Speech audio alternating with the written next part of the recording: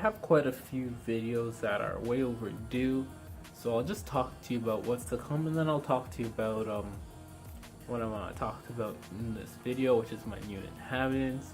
Now, I have a video, or first impressions and review of this light I'm using on my tank, which is the Astia 20. That was supposed to come out about a month ago, but never happened. Now, one of the great things about it is, since I'm recording this video and blues suck,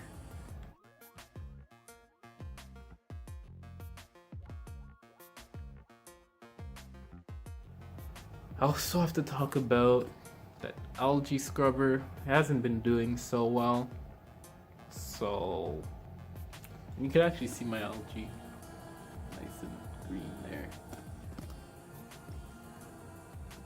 So I have to talk about my algae scrubber, and I also started dosing cockwaster out of my hamster bottle ATO.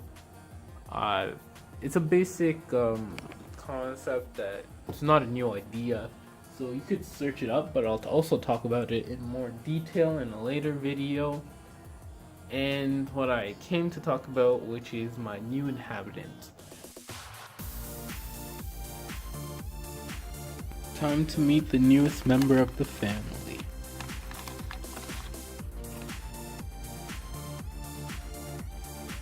I don't want to keep him out too long.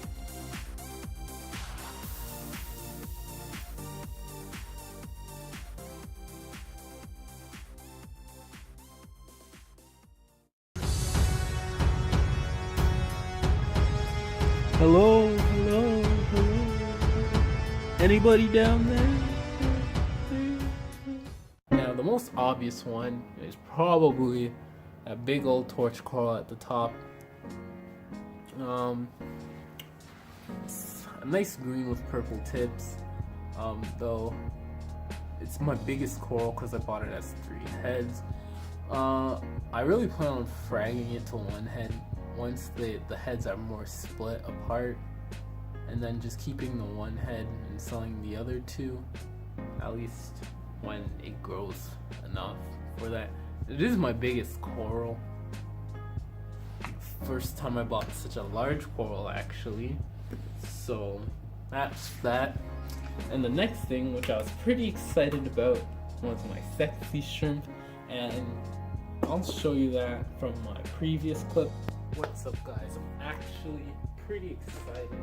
Now, I haven't told you guys about my stocking plans for this tank, what I wanted to keep in this tank and why I chose it, but I guess I'll explain that today because I'm super excited. I got one of the things that I wanted, and there's only really one more, I'll say, animal that I want in this tank. So that's why I'm kind of excited, because I got one of the animals that I wanted in this tank for a while. So I'll show you guys, and then I'll tell you why I have chose the things in this tank, or what.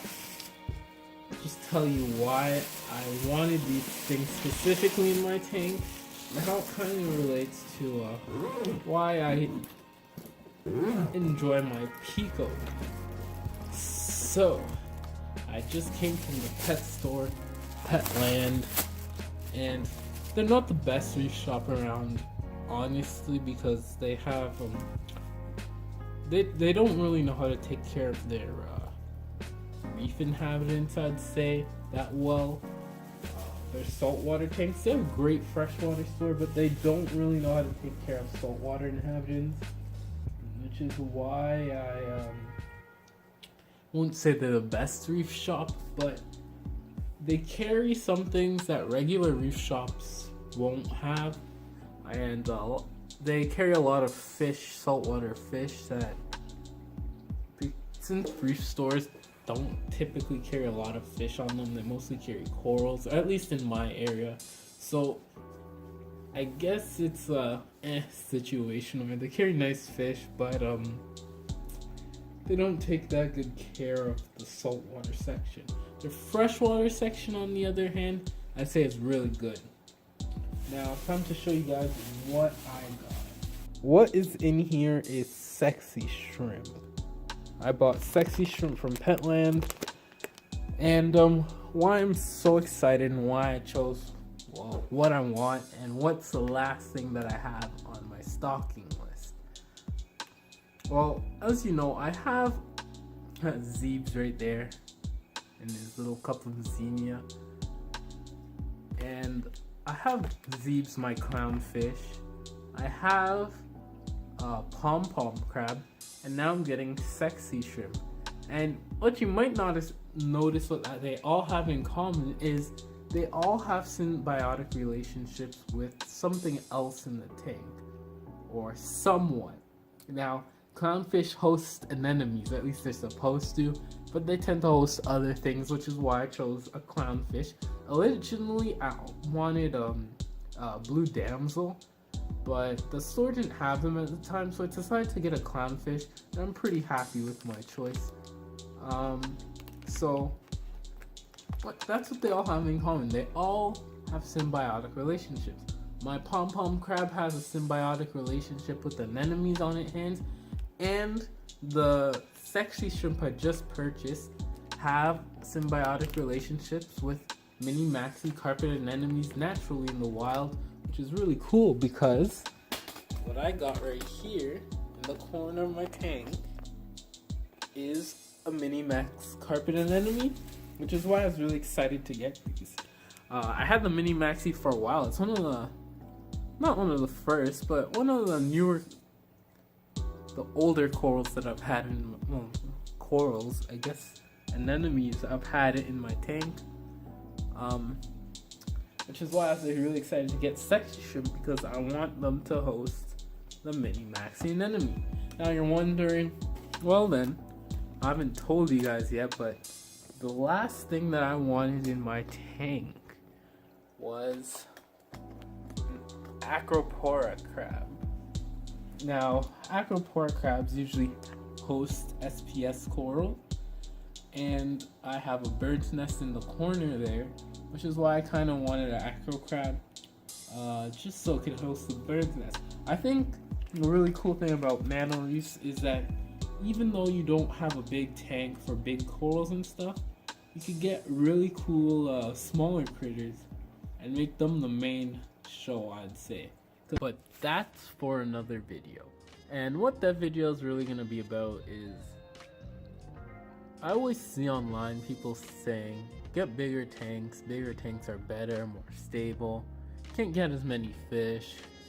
And basically, small tanks in the reef hobby are just starting tanks, you know, you get it, so eventually you could upgrade. But I'm gonna really talk about some of the things that you can do in a Pico that you can't get doing a bigger reef. Because you always see online showing off those nice, big, pretty tanks, but they never show pretty small ones. And they even say they have crazy limits and you can't get lots of things.